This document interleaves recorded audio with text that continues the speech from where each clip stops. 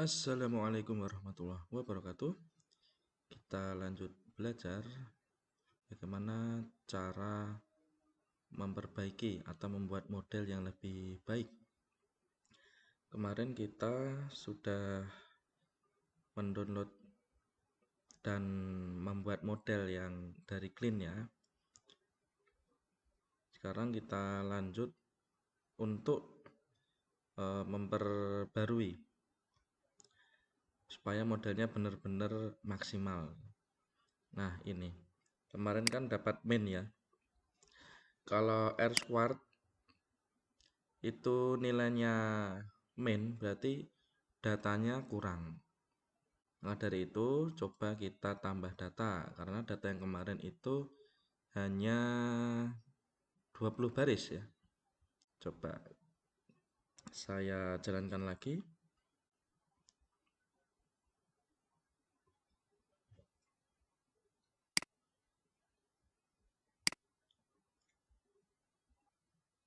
Saya upload datanya. Kemudian di copy di sini, kebetulan namanya sudah sama, saya jalankan. Kemudian saya tampilkan.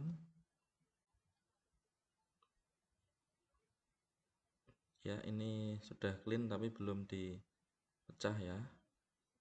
Dev info juga saya tampilkan ada berapa data.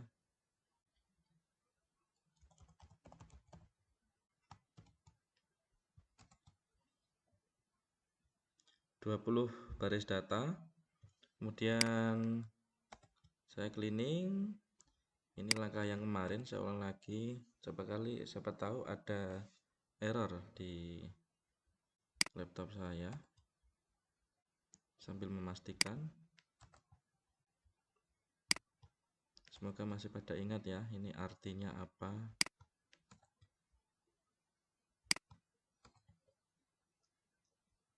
Nah, ini ketemu error nih. Name column transfer is not defined.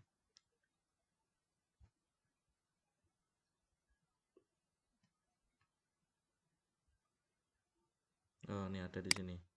Importnya ada di sini. Ini kalau ditaruh di atas belum tadi bisa dia. Taruh atas semua sekalian. Sebelum ini boleh. Import library ya. Jadi harus diimport dulu biar bisa dijalankan library-nya. Nah, mau kan? Sekarang split data. Oke, ini yang tadi membuat modeling, training. Nah, ini sampai model evaluation. Nah, ini dia dapat main ya. Itu berarti datasetnya kurang nih. Idealnya R squared itu mendekati 1 lah. 0,5, 0,6, 0,7 tuh lumayan tuh tengah-tengah. Nah, ini main sangat jauh. Solusinya kalau ada yang main berarti kita tambah data ya di R squared main. Kita tambah data. Tadi saya punya data. Oh iya, evaluasi ini kalau nggak bagus, kalau dibuat untuk estimasi atau prediksi hasilnya juga nggak akurat. 1,8 ya. Jika ada orang dengan ciri-ciri seperti ini, dia kira-kira akan beli 1,8 atau 2 produk. Tapi ingat ininya main ya. Nah, ini coba kita bandingkan. Ini 20 data, hasilnya ini ya.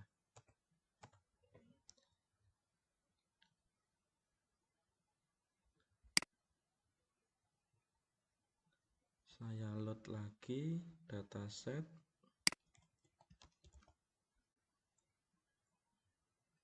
Untuk ini saya punya banyak nih. 120 ya. Ini berarti tadi 20 tambah 100. 120 ada bedanya atau enggak?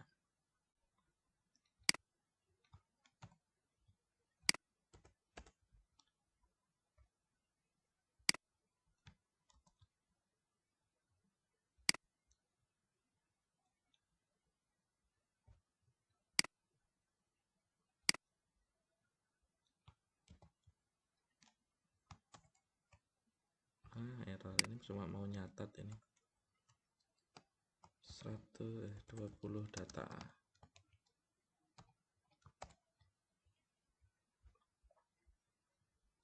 Ini ada 120 data.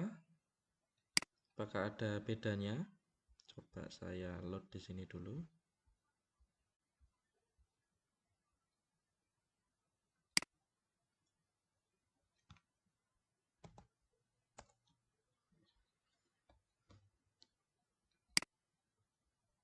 Run all biar semuanya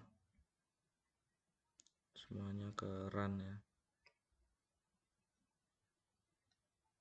Ini sudah ke run semua. Nih ada 120 data ya. Sama prosesnya, lihat di evaluasinya. Nah, hasilnya berubah kan? 0,5 ya. Bagus nih MAE-nya. Jadi yang error dalam prediksinya 0,594. Tapi ini masih min 0,1. Nggak apa-apa. Kita catat, kita cari yang paling bagus.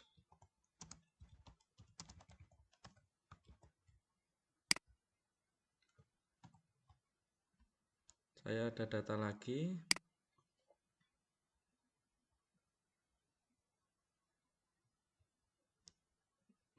500. Oke.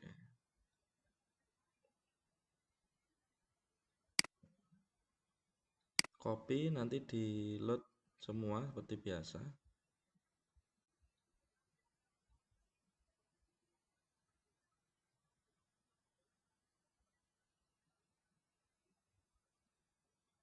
Oke, infonya. Nah, ini udah ada 500 ya. Kita lihat evaluasinya.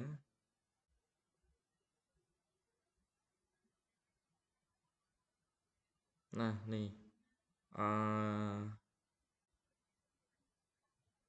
Semakin jauh malah R-squared-nya ya.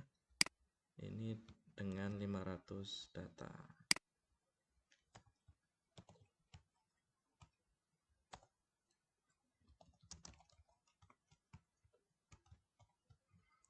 Saya coba lagi dengan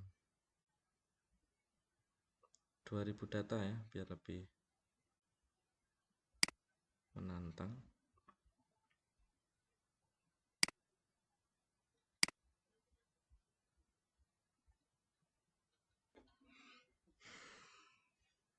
Ini adalah running untuk 2000 data, baris data. Nah, ini 2000. Kita lihat hasilnya, evaluasinya.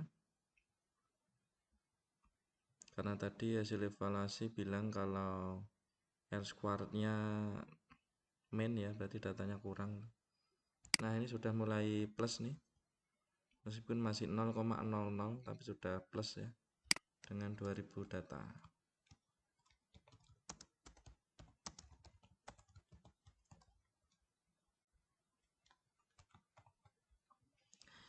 Coba lagi, saya ada 10.000 data. Emang semakin banyak semakin bagus biar model bisa belajar.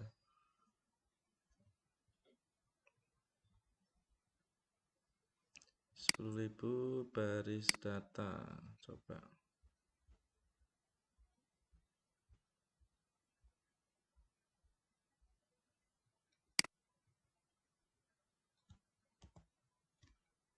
Run all.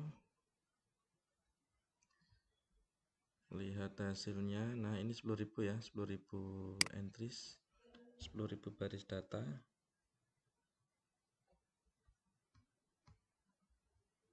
Kemudian evaluasinya. Nah, ini udah lebih baik ya.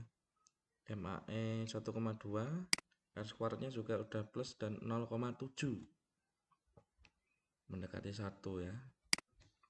Berarti datanya oke untuk pemodelan ini. Begitu caranya. Jadi memang harus banyak dataset supaya model belajar dan menghasilkan prediksi yang tepat. Kalau ini tadi lupa ya, 20. Ini hasil dari 10.000 nih berarti nih. Nah, ini prediksinya 4 ternyata. 10.000 data. Dia menghasilkan prediksinya beda kan. Yang tadi cuma 20 data, dia satu produk ya, atau 1,8 atau 2 ya. Ternyata dengan 10.000 data dan angka R squared-nya positif ya 0,7, dia prediksinya malahan 4 itu. Padahal ini atributnya sama ya. L Jakarta, baju, COD, harga harinya sama semua. Nah, jadi memang harus banyak sekali datanya, 10.000 data. Nah, kalau model udah lebih bagus seperti ini, kita bisa melakukan deployment. Atau coba pakai algoritma lain, ini namanya pakai linear regression ya. Pakai algoritma lain nih yang kemarin nih. Datasetnya sama, tapi pakai algoritma namanya random forest. Apakah lebih baik ataukah malah tidak? Kita coba.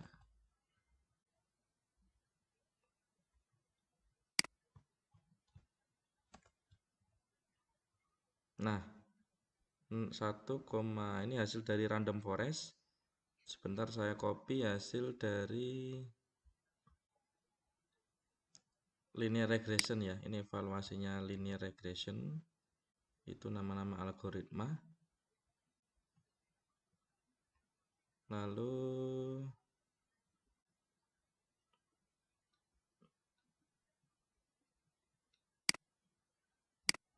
prediksi ini.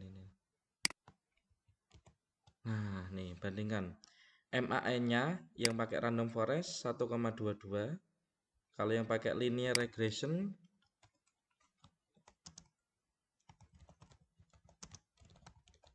1,26. Jadi lebih baik random forest dari untuk MAN-nya. Kemudian R squared-nya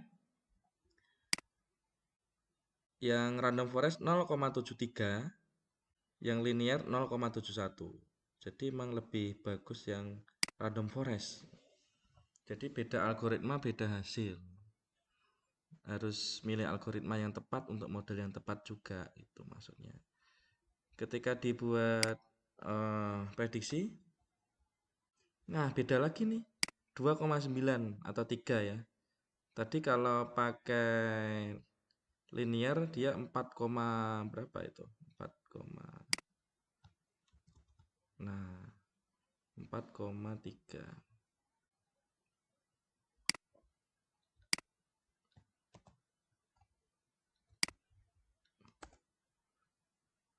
Ini pakai linear regression ya.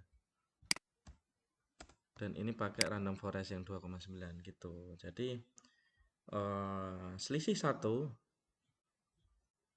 kalau membuat stok ya, selisih 1 masih aman lah ya. Tapi kalau selisihnya udah ratusan itu bisa repot kalau ratusan stok itu nggak dibeli. Gitu cara berpikirnya. Jadi dengan dataset ini pakai 10.000 dataset ya, dengan model ini pakai 10.000 dataset dengan algoritma random forest. Dia lebih tepat untuk memprediksi berapa sih jumlah pembeliannya gitu. Kalau modelnya udah bagus, kita bisa lakukan deployment supaya bisa digunakan lebih praktis.